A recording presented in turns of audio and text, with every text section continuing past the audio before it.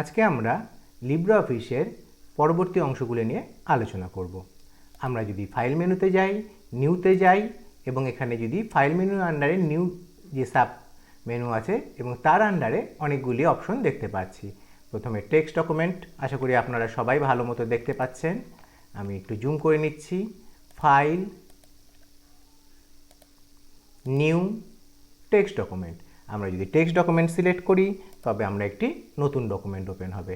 আবার যদি ফাইলে যাই, নিউতে যাই, স্প্রেডশিটে সিলেক্ট করি তবে মাইক্রোসফট এক্সেলের সাবস্টিটিউট একটি নতুন সফটওয়্যার আমরা দেখতে পাবো, যা হিসাব নিকাশের ক্ষেত্রে ইউজ হয়। এছাড়াও আমরা যদি ফাইলে যাই, নিউতে যাই এবং প্রেজেন্টেশনে যাই তবে আমরা পাওয়ার পয়েন্টের অল্টারনেটিভ একটি প্রেজেন্টেশন সফটওয়্যার দেখতে পাবো, যেখানে আমরা প্রেজেন্টেশন রিলেটেড কাজগুলি করতে পারবো। এবং ফাইলে গিয়ে নিউতে গেলে ঠিক আগের মতোই এখানে একটি ড্রয়িং সফটওয়্যারও আমরা ওপেন করতে পারি।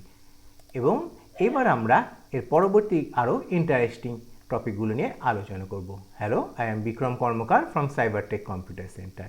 এখানে আমরা HTML ডকুমেন্টে যাচ্ছি এবং এখানে আমরা একটি যে কোনো কিছু লিখছি। যেমন আমরা এখানে CYBERTECH সাইবারটেক লিখলাম, আশা করি সবাই দেখতে পাচ্ছেন।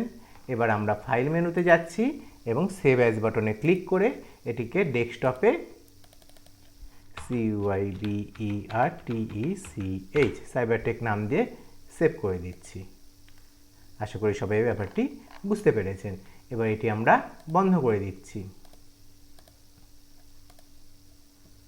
দেখুন, আমরা এখানে সাইবারটেক নামে একটি HTML ফাইল দেখতে পাচ্ছি, যা আমরা যদি VS কোড বা অন্য কোনো এডিটরে ওপেন করি তবে তার ভেতরে বিভিন্ন রকম HTML এর কোডগুলি আমরা দেখতে পাচ্ছি। অর্থাৎ আমাদের HTML না জেনেও আমরা খুব ইজিলি HTML এর কোড তৈরি করতে পারছি লিব্রিঅফিসের মাধ্যমে। এতে আমাদের সুবিধা হলো যে আমরা এটি রেসপন্সিভ ডিজাইনের মাধ্যমে আমাদের ডকুমেন্টকে যে কোনো জায়গায় ডিস্ট্রিবিউট করতে পারি। আমরা যদি এটি কোনো ব্রাউজারের মাধ্যমে ওপেন করি তবে আমরা দেখতে পাবো যে এটি HTML ডকুমেন্ট হিসেবে ওপেন হয়েছে। আশা করি আপনাদের ভিডিওটি ভালো লেগেছে। যদি ভালো লেগে থাকে তবে বেশি বেশি করে শেয়ার করে দিন এবং সাবস্ক্রাইব করে রাখুন এবং লাইক বাটনে প্রেস করে দিন। এছাড়াও যদি আপনাদের লিব্রিঅফিসের সম্পর্কে আরও কোনো প্রবলেম থাকে বা আরও কোনো প্রশ্ন থাকে তবে নিচে অবশ্যই কমেন্ট করে জানাবেন। ধন্যবাদ।